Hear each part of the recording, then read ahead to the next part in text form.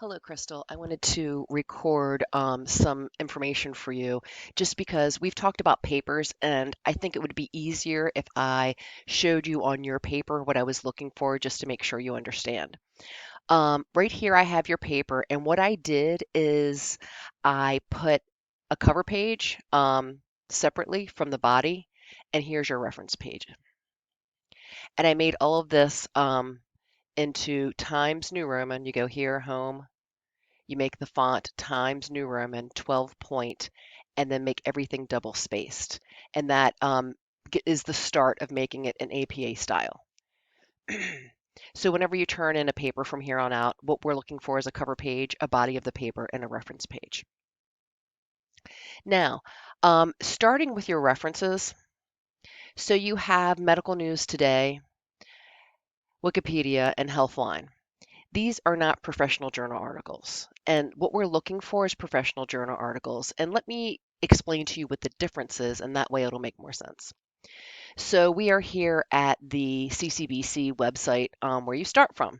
You go to resources for students and you go down to library. So you have a digital library accessible to you at all times, full of databases for you to search through. So you always have access to this. And what we're looking for are scholarly, peer-reviewed journals only.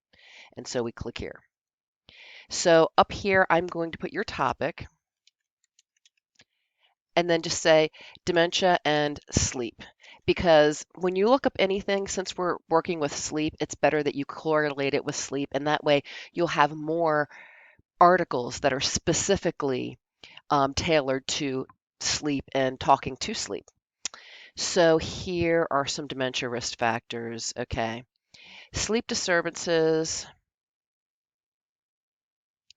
fan givers. Okay. All right. So the first one, multi-domain dementia risk factors. Um, and that'll have something, it has sleep tied into it. So you know this is an academic journal because it says so on the side.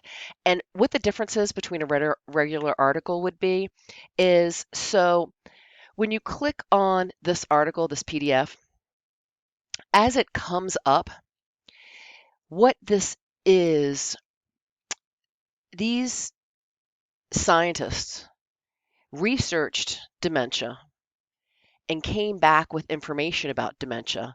And that's kind of their lead in to why they're doing the research that they're doing.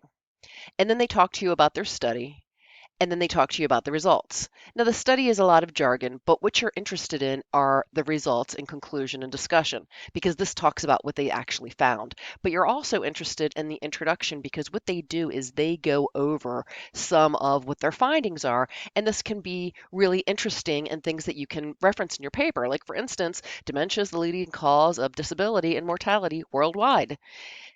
Um, and so this is like an interesting thing to put in your paper, and it gives you a lot of background and someone already does like the research for you. So in order to cite this paper in particular, you go over to this little icon over here with the paper, you click on it, and then it comes up with different types of citing, and we are looking for APA, American Psychological Association, 7th edition. And all we do is we copy this directly. Copy, and then I'm going to pop your paper up, and here we go. Here's your first journal article. And then what I would like for you to find is 3 of these. Um, and so I'm also going to put this, because it doesn't already come up, in Times New Roman and 12 point. And just for formatting detail, this is how you do your references. And you just put references up here. And here you can see me do the Times New Roman a couple of times, and that will show you how to do this. And in the reference should be centered, and everything else should be justified to the left with the indentation. And so these are the actual scientists that did this real research, and they're reporting back to you. And it's the extra perk is that it happened this year. So this is cutting edge research. Like for instance, if you watch something on NPR, or if you look at something on Wikipedia, or if you get a magazine that is kind of like, what it does is it's giving you accounts on other people's research. These are Bransby worked on this study and wrote the paper. So you are getting this directly from the scientist, and that's why it's important. Kind of like the game of telephone, like when you hear something from someone who heard from someone who heard from someone who heard from someone, you don't always get exact information, and Wikipedia is not verified all the time. So you never know if you're really getting real information. So here's your first journal article, and I have set this up, and I am going to email you that article so you can benefit from it. But what I would like for you to do is get two more. Now, when I cite, I copy this bit the first time. And like for instance, say they said in this paper in particular, one of your sentences here. Okay. Um, some dementia symptoms are, here we go, right here, obsessive tendencies. So, this is something where you're defining dementia. And while I'm sure you know about dementia, you're not a verified scientist or professional who speaks on dementia exclusively. I mean, you could even know someone or take care of someone with dementia, but what you are looking for is an actual citation that supports what you feel like is the truth. So, what you can say, and I'm going to control paste here. And so these are the scientists who said so in the beginning of their paper.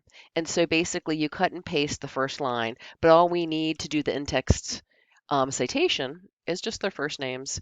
So, I mean, their last names. So you do their last names, and then they already have the ampersand in there.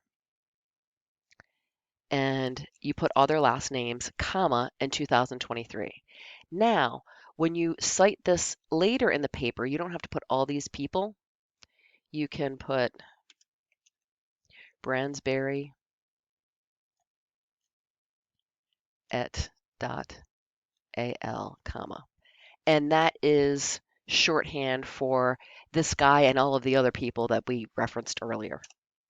But what I'm looking for is for you to read actual scientific journal articles on research that has been done recently. It doesn't have to be done this year, but something that's really pertinent to what you're discussing. Read the introduction and read the conclusion. And in the first paragraph, you did it exactly right here. You're basically looking for an introduction to what dementia is, how you've come up with that information, and what the scientists said about dementia and the defining characteristics.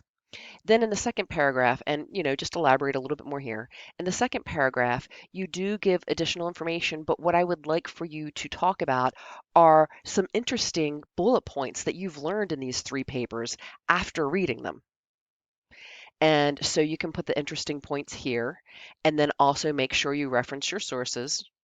And then the last paragraph, you're supposed to put how this is going to, um, okay, how this is going to impact you as a new sleep tech. So you would write, in my new career as a sleep tech, dot, dot, dot.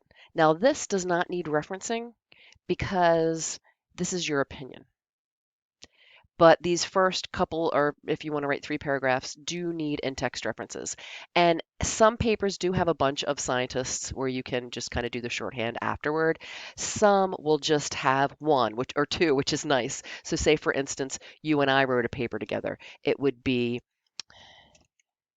I'm just going to put Waddy and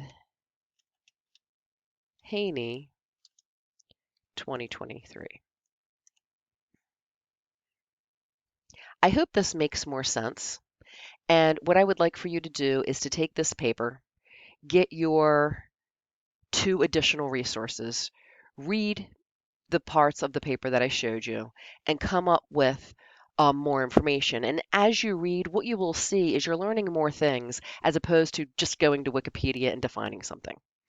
And the main reason why I'm getting you guys to do this is because when you're a sleep tech, the medical monitor will pass out professional journal articles. You're not going to get the Wikipedia shorthand. And I don't want my students to be left behind and not understand what these papers say and not know how to find the main idea or elaborate on their opinion based on the main idea. So that is what collegiate college writing looks like. And basically, in college writing, you're not just supposed to define something, you're supposed to elaborate and discuss some finer points that are interesting to you. Okay, so I hope this makes more sense. I am going to email you the update of this paper as well as the PDF of the one that I found for you. And if you could update this one and resubmit it, that would be great. Thank you.